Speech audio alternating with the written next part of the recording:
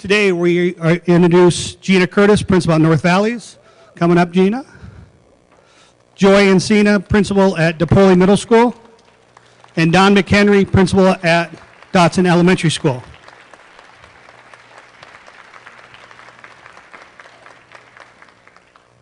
These three wonderful principals are going to share their work with the four characteristics of the equity framework: rigor, relevancy, relationships, and expectations. Before I turn it over to David, I just want to let you guys know we thank you very much for your feedback. And based on that feedback, everybody has a note taker on their table, which is the four characteristics that you can use as these three principals talk a little about their work they're doing at their buildings. Good morning, everybody. Happy Hanukkah to all who celebrate. As we know that rigor, relevancy, and relationships, high expectations are critical for all of our 64,000 students in the Washoe County School District. We're working towards building our own understanding and building capacity for learning behaviors in gen ed environments and special education environments. We also know with strong tier ones that many students who might have gone to special ed are being addressed in the general education classroom.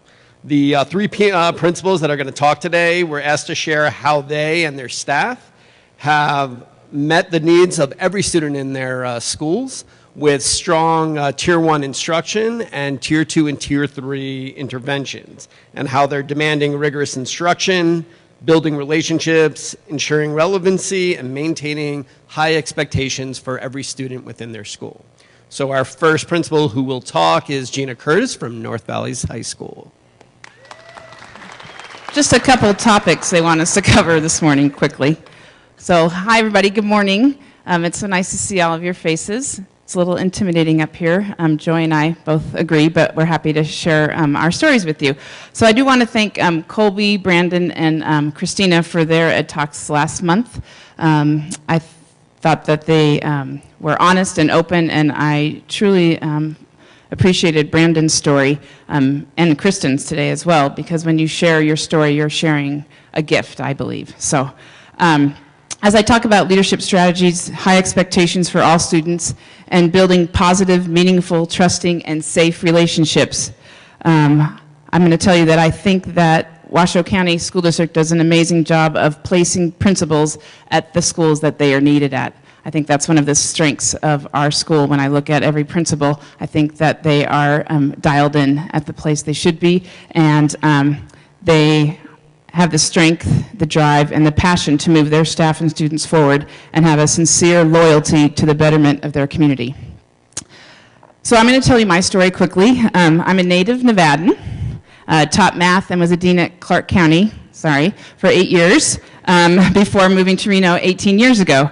I had the joy and positive experience being an assistant principal at Reed High School for 10 years, and I built very many sustaining friendships. I learned a ton in that role, and it helped me shape my shared leadership mindset. When I became principal 9 years ago at North Valleys High School, it was the most exciting day of my life. I've always dreamed of becoming a principal and being a gay female that made the reality much more sweet. So today, being a math nerd, I'd like to share with you some of the demographics and statistics about North Valleys to give you a better idea of what I'm talking about. So North Valleys has 2,100 students.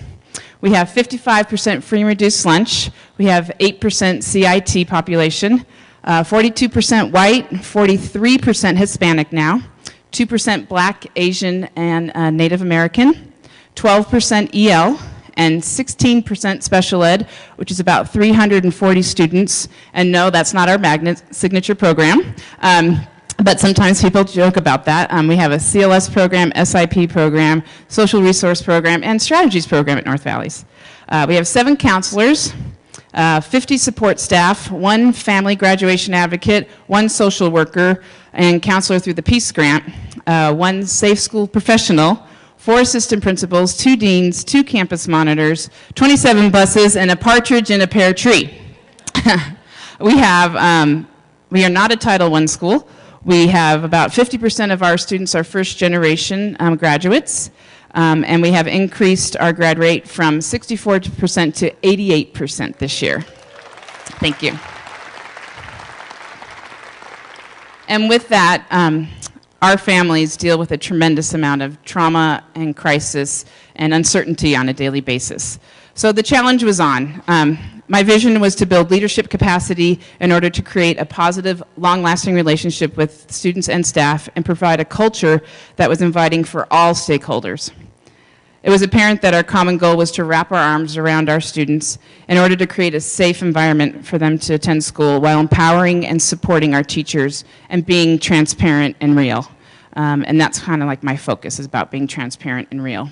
I'm relating with students. So I talked to our shared leadership team, which was made up of our administrators and our department leaders, which is a big group at our school, so that's over about 15 people, and we began the process. And so one of the concerns was connecting with our families, and being such a big school and having so many issues, how are we going to conquer that? So in order to connect with our families and continue our high expectations in the classroom, we created an alpha structure model where each assistant principal was paired up with 2 counselors, a dean, special ed and EL case managers, and a dean. And so the goal was to work with our freshman teams, pair up them alphabetically with the students' names, and also have the administrators evaluate those teachers. So there is a lot of time together, a lot of connectedness, and a lot of communication.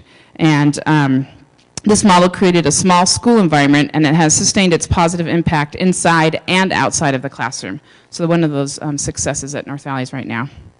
Our other unique characteristic of North Valley's is our morning program. We have a grit class that every student meets every day, and this is important not only to build positive relationships, but that whole like transportation thing in the valleys. Since we have 27 buses at our school, and it's a problem with coming on time, we luckily have this class in the morning so it doesn't interfere with our core curriculum classes. So we call it GRIT, and the majority of our Tier 1 instruction takes place in this foundation, and we have our SEL lessons, we have our interventions, our remediation efforts, and we also have a curriculum, and our strategies are taught focus on both learning and learning inclusive culture. GRIT provides skills for students to learn and be successful and to build relationships that bolster student belief in themselves, and that's something that we have been working on. Finally, this year, we have a theme every year, and it's called Choose Love this year. Very simple. And this comes from that presentation that we had from Scarlett Lewis from Sandy Hook Elementary School, and she told her story, and that really resonated with me, and I brought it back to my admin team, I brought it back to the department leaders, and now it's actually a school-wide program. We do a book club every year. We've done How Full Is Your Bucket? We've done the Grit book, and this year we are doing the Nurture, Healing, Love book. And what's awesome about it is they have a curriculum that is based upon compassion, courage, forgiveness, and gratitude. And that's become a vocabulary at our school. And one of the, it's not a funny story, but as I was breaking up a fight with 2 girls, and I was bringing one of them into the office, and it really bothers me when we have a fight, and I'm walking her in, and I can see it on my face, and this girl walks by and goes, "Miss Curtis, choose love." And I was like, dang. I said, "I am, honey, I am. It doesn't look like it, but I'm choosing love." Woo. So I love that they bring it right back at you, and that's that whole transparency piece, and I love that. And it made me do a little self-reflection, take a deep breath, let's count to 3, what's going on. And so that's one of my favorite stories. And with that, you'll see a picture of Tiana up there, and I would be remiss if I didn't mention her. She is a unique, amazing sophomore girl. Her story, really quickly, I wish she could be here to tell it herself. Some of you might know her because she's been at 10 different schools in Washoe County. Her father, I almost said husband, her father, that would have been weird, is in prison, unfortunately. He's been in prison since she was 9. And last year I was on a leave of absence for the first semester, and I heard all of these stories about her. So when I came back the second semester and she was a freshman, they were all very true. She was very angry. She was involved in drugs, alcohol. She didn't live with her mother. She lived with her aunt. She has 3 siblings that are younger than her, and she would run away. She was in fights, and she was on house arrest. And so this year, I don't know what happened, but she has been on target. And Melinda, I hope you're listening to this. She's passing most of her classes. She's involved in the ROTC program. She's walking around the halls smiling. And so I said to her, Jeana, what is going on this year? You know, what has made you make this change? What has motivated you? What's your recipe? I want to put it in a little bottle and put it in oil and spread it on everybody. And she said, you know, Miss Curtis, 2 things. One was that I'm clear-headed now. I'm not smoking pot anymore. I'm on house arrest, and that was one of the best things that ever happened to me. But I've been blaming everybody else for my situation, and I have control over that. And I just found that so mature and so remarkable that she could make that decision and know that about herself at such a young age. She's 15 years old. And then she also said that there was a lesson in her grit class that was about forgiveness, and that she said that she's finally forgiven her father. And I just thought, what is happening? That these kids are experiencing this and making these choices for themselves. So I told her I was going to share her story today. I showed her picture. We had to take 3 of them until she liked the one she liked. So that was perfect for her. But I think choosing love and being transparent and being real has helped the culture and the positivity at North Valleys High School. So I want to thank you for this opportunity to share my story with you. I also want to thank the middle school and high school principals. I feel like we are such a strong group, and I learn from you every day, and I thank you for that. You make me a better person and a better principal. And I also want to give a shout out to this guy behind me, Mr. Swanberg, because without his support, we wouldn't be where we are today. So thank you so much.